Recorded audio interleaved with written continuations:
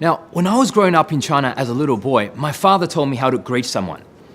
You shake hands with them, but as you're doing so, you bow your head a little bit and give it a little nod as a sign of respect.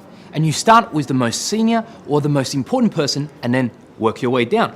But when I was 10, I went to Australia and found that the greetings were quite different. I was told to hold my head up high, firm eye contact, and offer a firm handshake, as in, "G'day, mate."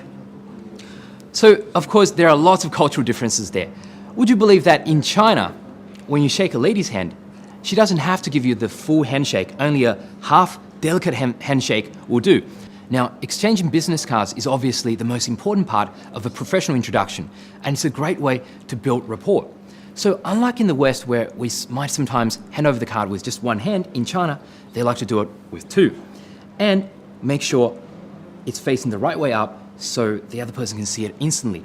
When you accept it, same, accept it with both hands. As we mentioned before, you always start exchanging with the most important or the most senior person first and then work your way down.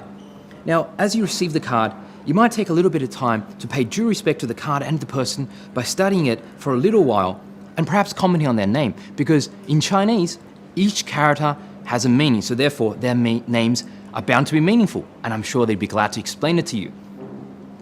Or you can perhaps also ask them which region have they come from, because China is such a large place, each would have its own unique traits and individual characteristics that they would love to tell you about.